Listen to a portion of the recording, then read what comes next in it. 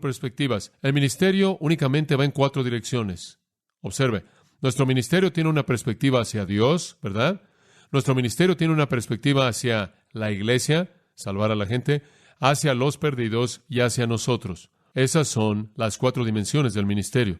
Mi ministerio será eficaz en términos de cómo me relaciono con Dios, con la iglesia, con los perdidos y conmigo mismo. Eso es todo. Pero esa es la encarnación de todo. Y entonces digo, es algo simple, pero en su simplicidad es muy elemental para cualquier ministerio. Pablo dice entonces, de hecho, aquí están las 4 maneras en las que yo veo mi ministerio.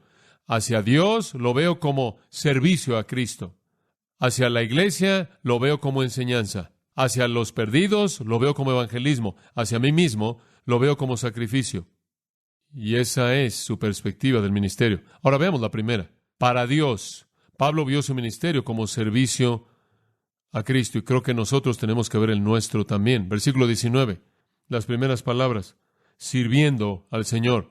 Él dice, ustedes saben cómo llegué, ustedes saben desde el primer día, el estilo de mi ministerio fue sirviendo al Señor.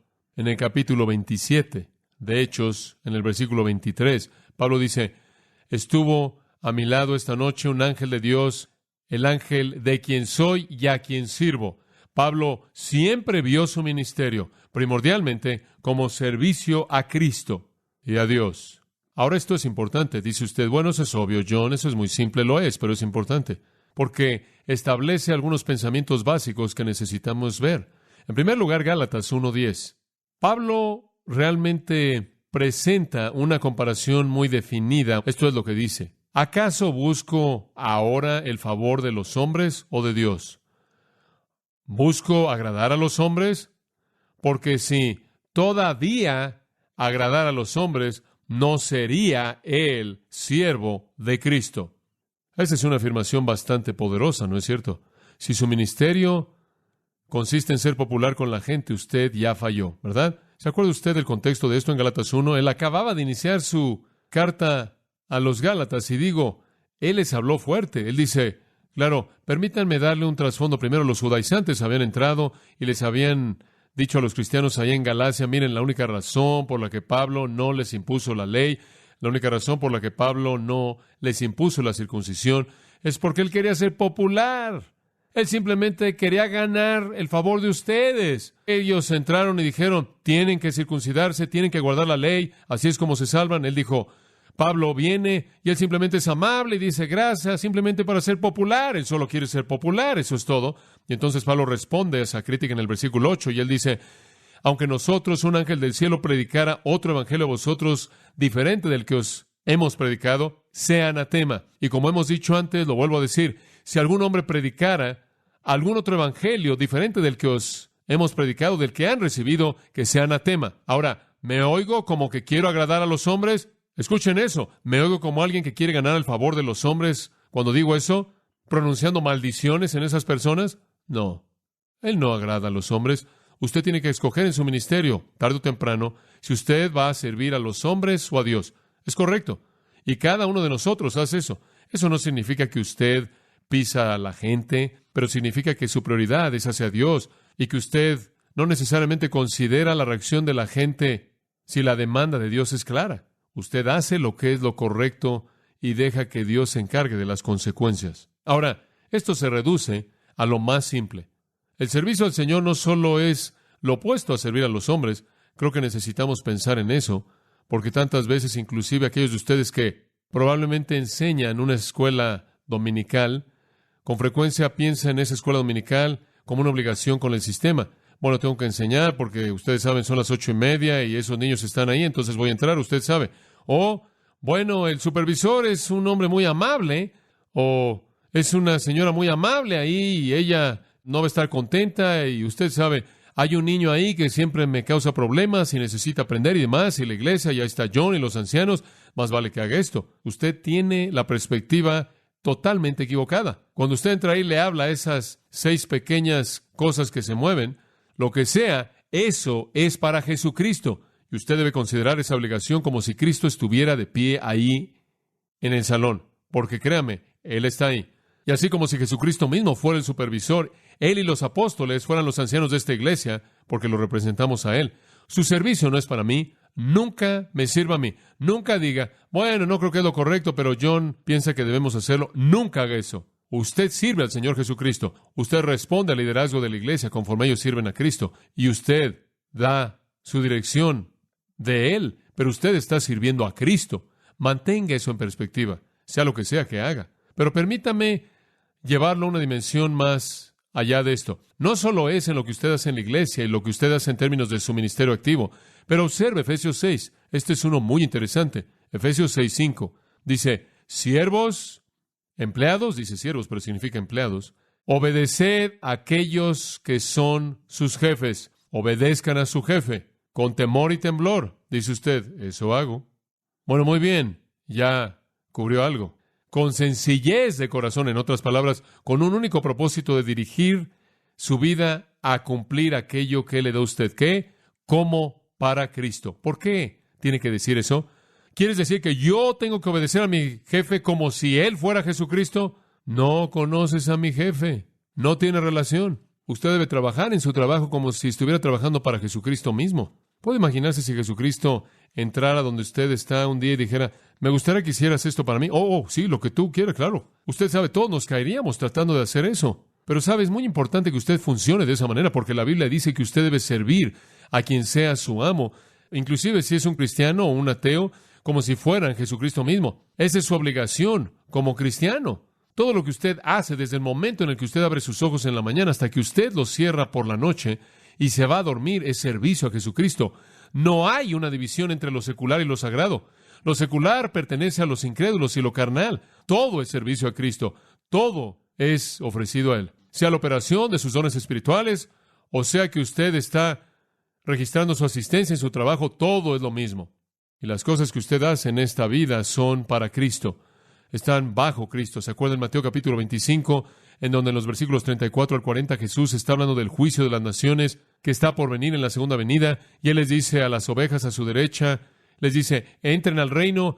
Y Él dice, aquí está la razón, cuando tuve sed me dieron de beber, cuando tuve hambre me alimentaron, cuando estuve desnudo me vistieron, etcétera, etcétera. Y ellos dijeron, ¿cuándo hicimos esto? Y Jesús dijo, al hacerlo a uno de estos, de los más pequeños de mis hermanos, ¿qué? A mí lo hicisteis. Lo que usted esté haciendo, recuerde, en la mente de Dios es vista como servicio hacia Cristo. ¿Qué tipo de servicio le está presentando usted a Él? Dice usted, bueno, lo sirvo cuando vengo a la iglesia. Bueno, eso es muy amable. Esa es una hora de la semana. ¿Qué está haciendo usted el resto del tiempo? Todo es servicio a Él, todo. Dice usted, pero no estoy en el ministerio, yo simplemente soy un mecánico. Eso es servicio a Cristo. Nuestro servicio no es menos personal que si Jesús fuera nuestro jefe, y la dicotomía debe ser recordada, lo sirvo a Él, no sirvo a los hombres. No estoy agradando a los hombres, no estoy haciendo el esfuerzo en mi ministerio por agradar a los hombres, por decir lo que todo el mundo quiere oír. Y sabe una cosa, usted tiene tanto de esto, es sorprendente cuántas cosas son evitadas porque la gente no quiere ofender al hombre que da la mayor cantidad de dinero. Ahora observe la palabra aquí, que es la palabra sirviendo en el versículo 19. Sirviendo es esclavitud, literalmente en el griego. Servicio de esclavitud. Pablo la usa 17 veces en sus epístolas y él habla mucho acerca de la esclavitud. Fue un alto llamado ser un esclavo de Jesucristo, créame. Ser un siervo del Rey de Reyes y del Señor de Señores. Fantástico. Sea lo que sea que usted haga, es para Él. Yo sé que en el ministerio usted tiene actitudes de sobriedad, porque usted se ve a sí mismo en términos de un siervo de Jesucristo y de vez en cuando es cuestión de responsabilidad, pero de todas las responsabilidades sobrias que tengo, la que más me pesa es la responsabilidad de enseñar. Y el versículo que aterra mi mente repetidamente es el versículo que está en 2 Timoteo 2:15, que dice esto: procura con diligencia presentarte a Dios. Esa es una afirmación realmente fuerte. ¿Sabe una cosa? Cuando yo preparo un sermón, mi pensamiento no es, bueno, ¿le va a gustar a la gente este sermón? Mi pensamiento es, ¿estará contento Dios con esto? Y eso hace algo totalmente diferente de esto, distinto. Porque lo que estoy haciendo aquí, en este momento conforme hablo, no quiero hacerlo para agradarlos a ustedes, aunque quiero que aprendan y quiero que crezcan y quiero que perciban que hay amor. Quiero hacer esto para que sean instruidos y Dios es servido. Y no quiero hacer nada que pueda afectar o quitarle a Él, sin importar cómo les afectó a ustedes. Servicio a Cristo. Ahora, dicho servicio a Cristo es presentado con dos cosas. Versículo 19. Sirviendo al Señor con toda humildad. No algo de humildad, sino toda. ¿Sabe una cosa? Una cosa es ser un siervo y es otra cosa tener el espíritu de un siervo. Ustedes que tienen empleados, ¿alguna vez han tenido a un empleado rebelde, desobediente? Siempre tienen a uno. Simplemente siguen despidiéndolo y se consiguen a otro. En algún punto u otro, si tienen a mucha gente, siempre tienes a alguien que se queja. Pero servir al Señor tiene que ser hecho con toda humildad, con un sentido total de que usted es un siervo y de que este es un llamado elevado. Y esto es algo que usted disfruta hacer, el espíritu de un siervo. No solo servicio, sino el espíritu de servicio. Humildad. Y Pablo tuvo esto. Por muy capaz que él fue, por muy astuto que él fue, por muy conocedor que fue, él fue humilde. Versículo 9 de 1 Corintios 15 lo expresa: porque yo soy el más pequeño de los apóstoles, que no soy digno de ser llamado apóstol, porque perseguía a la iglesia de Dios. Pero, dijo él, me gusta eso, por la gracia de Dios soy lo que soy, y su gracia, la cual me fue dada a mí, no fue en vano, sino que me esforcé mucho más abundantemente que todos ellos. Sin embargo, no yo, sino la gracia de Dios que estuvo conmigo. Él dice, no soy nada, no merezco nada, pero yo soy lo que soy por la gracia de Dios. Y mientras que él tuvo esa actitud, él sirvió al Señor con humildad. Él dijo, no me importa el sufrimiento, ni siquiera me importa el aguijón en la carne, no me importa la persecución, no me importa la aflicción, no me importa nada de eso, porque cuando soy débil, entonces soy fuerte. Él dijo simplemente, no puedo creer que Dios mostró la suficiente gracia como para dejarme ser un esclavo. En 2 Corintios 3, versículo 5, escuche estas palabras.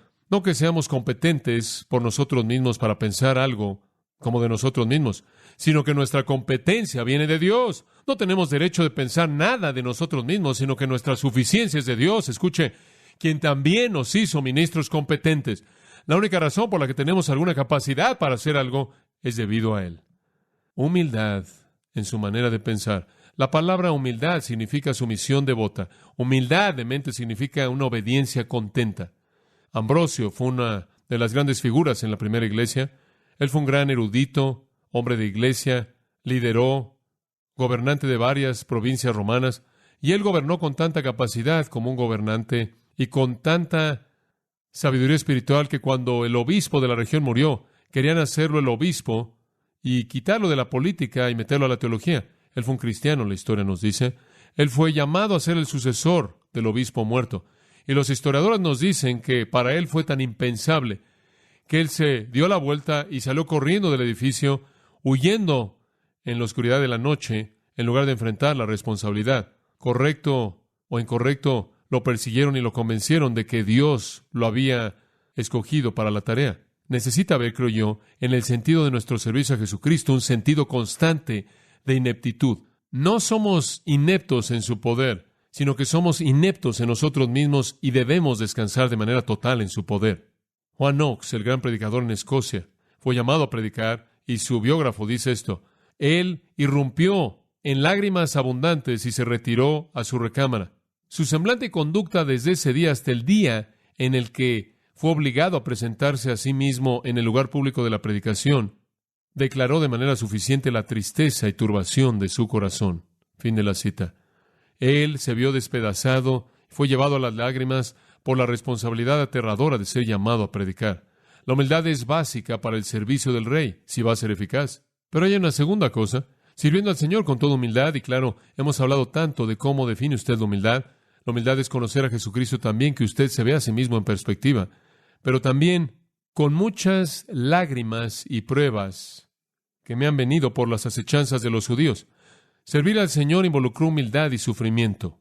Segundo punto, sufrimiento. Eso es lo que le espera al siervo. Usted sabe, Jesús se convirtió en un siervo y sufrió. El siervo sufriente de Isaías 53, el ejemplo perfecto. Y Pedro dice, así como él fue un siervo sufriente, nosotros debemos seguir sus pisadas.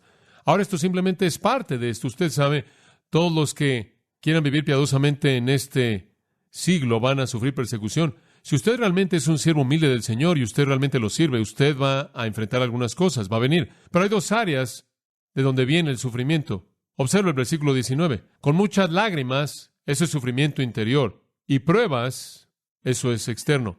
El siervo de Dios que sirve con un corazón entero, en toda humildad, va a encontrar que el sufrimiento va a venir y, en primer lugar, va a ser interno. Lágrimas de sufrimiento. No creo que usted realmente puede servir al Señor con pasión. Y estoy convencido, hasta cierto punto, yo mismo, no creo que usted realmente puede servir al Señor a nivel interno con pasión, a menos de que realmente sienta algo de sufrimiento interno. Y no quiero decir que es inventado, no quiero decir que es manufacturado. Digo, simplemente es real. Pablo derramó lágrimas, él dijo con muchas lágrimas. Su servicio al Señor fue un servicio que involucró lágrimas. ¿Por qué? Porque a él le dolía cuando Dios era deshonrado.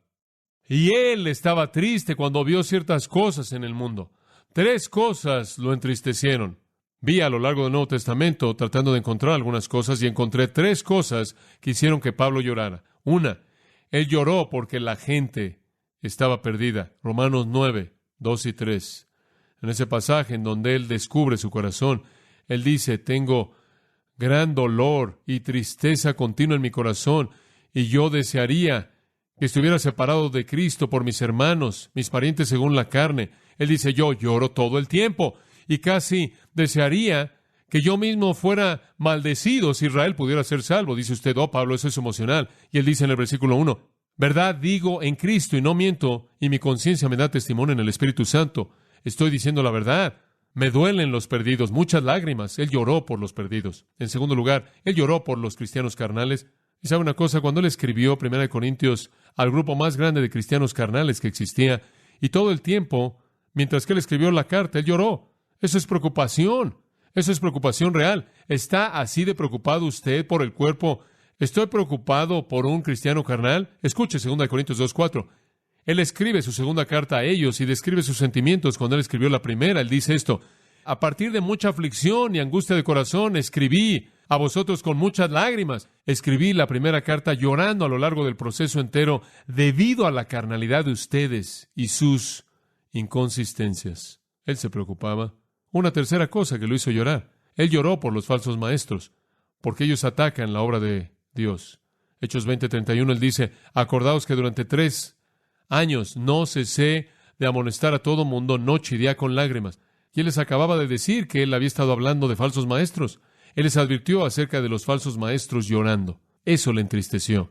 Filipenses 3:18, acerca de muchos de los cuales les he dicho con frecuencia, y ahora os vuelvo a decir, llorando, que son enemigos de la cruz de Cristo. Él está hablando a través de falsos maestros. Él lloró por los perdidos. Él lloró por cristianos carnales. Y él lloró porque la gloria de Dios estaba siendo atacada por la enseñanza falsa. Muchas lágrimas. Servicio a Jesucristo, creo yo, tiene que involucrar algo de ese sufrimiento interno, porque podemos servirle de todo corazón y le servimos apasionadamente. Sin embargo, al mismo tiempo, mientras que está todo ese gozo y servicio, está ese conocimiento de que no hay fruto. Veremos en esta noche en Gálatas, en donde Pablo debió haber llorado algo, porque después de todo este pasaje, él escribe Gálatas y él cierra diciendo, no sé qué hacer con ustedes. He llegado al final de mis recursos. Pero ¿sabe una cosa? Realmente creo que cuando existe ese tipo de ministerio va a haber fruto. Yo creo que cuando una persona es así de apasionada, que derraman lágrimas por ese tipo de cosas, Dios realmente va a traer una cosecha. Me acuerdo leyendo acerca de Robert Murray McCheyne, quien murió y su iglesia fue visitada por un pastor joven, quien estaba siendo guiado por la persona que cuidaba para que viera la iglesia en donde McCheyne había predicado. Y lo metieron en un pequeño cuarto y había ahí un pequeño banco y el señor que cuidaba, ya mayor, dijo, Señor, ¿ve usted ese banco? Y él pensó, bueno, es extraño que me muestre un banco. Él dijo, ese es el banco en donde el pastor McCheyne se arrodillaba y lloraba antes de que predicaba. Y después lo llevó al púlpito y vio esta Biblia grande en el púlpito y vio que estaba toda arrugada por agua y estaba manchada, y él dijo, bueno, ¿qué es esto que está en la Biblia? Y él dijo, bueno, esas son las lágrimas que salían cuando el hermano McCheyne predicaba. Y él está muerto, pero él todavía está moviendo vidas. Él tuvo un impacto. Y no estoy promoviendo un sentimentalismo torpe, estoy hablando de una compasión honesta. Pero escuche Salmo 126:6, una promesa hermosa. Los que salen llorando, sembrando semilla preciada, sin duda alguna, regresarán con regocijo, trayendo su cosecha con él. Si podemos presentar un punto espiritual a partir de eso, y creo que por eso está ahí, la persona que sale llevando la palabra de Dios, llevando la semilla preciada, y tiene un corazón compasivo que se preocupa, tiene la promesa de que Dios lo va a traer de regreso con su cosecha. Va a haber una cosecha. Sirviendo al Señor, entonces, involucra humildad y sufrimiento, y el primer tipo de sufrimiento viene del interior. Cuando usted realmente ve su vida como servicio a Jesucristo, usted la ve en la perspectiva correcta y usted sabe que tiene que incluir algunas lágrimas. La segunda cosa, hay sufrimiento de afuera, en Hechos 20. Él dice, pruebas de los judíos. Ellos tramaron en contra de él. Él dice, como usted sabe, simplemente es cuestión de persecución. De eso está hablando. Y siempre fueron los judíos, aparentemente, que lo molestaban y tramaban en contra de él. De hecho, inclusive en el capítulo 20, versículo 3, trataron de matarlo. Aparentemente, al tratar de empujarlo fuera de borda de un barco, y entonces él nunca ni siquiera se subió al barco. E incidentalmente fue en este tiempo en su vida que él escribió 1 Corintios.